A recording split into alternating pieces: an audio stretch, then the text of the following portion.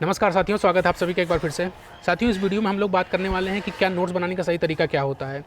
आप लोगों ने भी बहुत सारे लोगों को नोट्स बनाते देखा होगा। कुछ नीली पेन, काली पेन, लाल पेन, हाइलाइटर, इससे भी नोट्स बनाते हैं। बहुत सारे लोग दो किताबों को लेकर के आते हैं और एक नई किताब छाप देते हैं, तैयार कर देते हैं।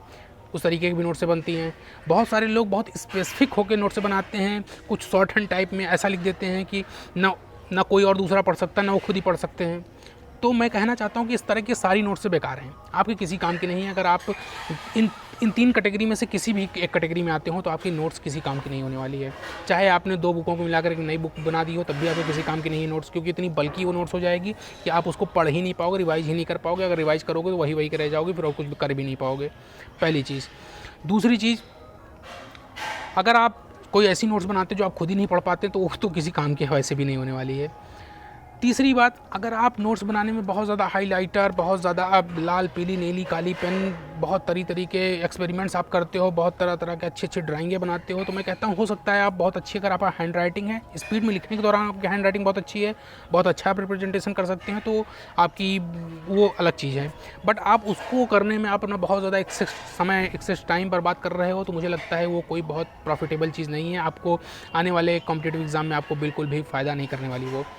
तो आपको करना क्या है सबसे पहले साथियों? सबसे पहले तो आपको किसी भी बुक, किसी भी मटेरियल, किसी भी रेफरेंस बुक, जिसका भी आप रीडिंग करते हो, कम से कम आप 2 रीडिंग लगातार करिए। आप पहली रीडिंग में कोई भी हाइलाइटर, कोई भी मार्किंग मत करिए। दूसरी रीडिंग में मार्किंग करिए, उसकी हाइलाइटिंग करिए, और उसके बाद आप उसका नोट्स 2 रीडिंग के बाद बनाइए। और 2 रीडिंग के बाद जो आप नोट्स बनाएंगे वो इतनी ऐसी होनी चाहिए कि आपको, अगर वो टॉपिक, जिस टॉपिक आप नोट्स बना रहे हो, आप उसको पढ़ने के बाद नोट्स बनाओ। आप अपनी भाषा में उसको लिखो, और ऐसा लिखो कि मतलब आप उसको पढ़ लो तो आपके पास मतलब पूरा का पूरा ज्ञान आपके दिमाग में आ जाए, आपको फिर उसके अलावा कुछ पढ़ने की ज़रूरत ना पड़े।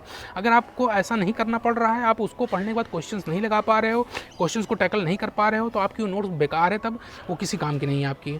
आपको अपने आप को चेक करना होगा, नोट्स बनाने के दौरान ही चेक करना होगा कि मैं जो चीज़ें नोट्स में लिख रहा हूँ, क्या इन चीज़ों से क्वेश्चन बनते हैं, क्या इस पॉइंट से क्वेश्चन बने हुए हैं, या फिर इस पॉइंट से कैसे क्वेश्चन आ सकते हैं। अगर ऐसी चीज़ों को मैं एक साथ मिला करके टैकल कर पा रहा हूँ, तब तो मेरे लिए नोट्स वो काम किए, नहीं तो बेकार है वो नोट्स।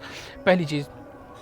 दूसरी चीज़ साथियों, अगर आप सही एक सीरियस एस्पिरेंट हैं, तो मैं आपको ये रिकमेंड करूंगा कि आपके पास 2 नोट्स होनी चाहिए। हर सब्जेक्ट के आपको 2 नोट्स होनी चाहिए। एक नोट्स होनी चाहिए जो आपको ये इन 2 रीडिंग्स के बाद आप बनाएंगे, वो नोट्स आपकी होगी जो आपकी परमानेंट रिवीजन नोट्स होगी।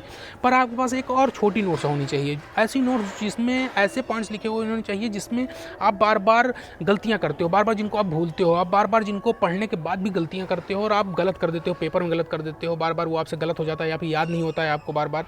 कुछ ऐसे पॉइंट्स आपके पास ऐसे हर सब्जेक्ट में होते हैं जो आपको बार बार पढ़ने पड़ते हैं, और इतनी बार पढ़ने के बाद भी गलतियां हो जाती हैं उसमें, वो कन्फ्यूजन बना रहता है उसमें। तो वो कन्फ्यूजन वाली नोट्स एक पास आपके पास अलग से होनी चाहिए, जो हर सब्जेक्ट की आपके पास होनी चाहिए। वो शॉर्ट हैंड नोट्स हो सकती है, बहुत छोटी हो सकती है, लेकिन उसमें आपने जो लिखा हुआ हो वो आपको पढ़ने में एटलीस्ट आना चाहिए।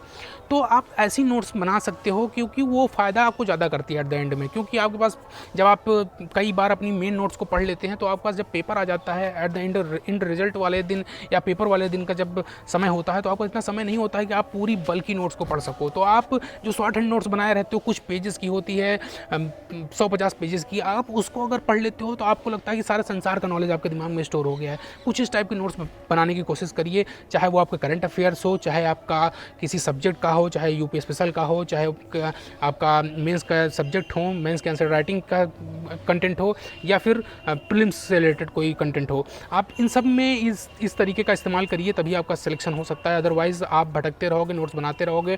मार्केट में बहुत सारी मटेरियल, बहुत सारी रेफरेंस बुकें, बहुत सारा कुछ मौजूद है, आप करते रह जाओ, नोट्स बनाते रह जाओ उसका, और कोई एट द एंड में रिजल्ट नहीं मिलने वाला। तो थैंक यू साथियों।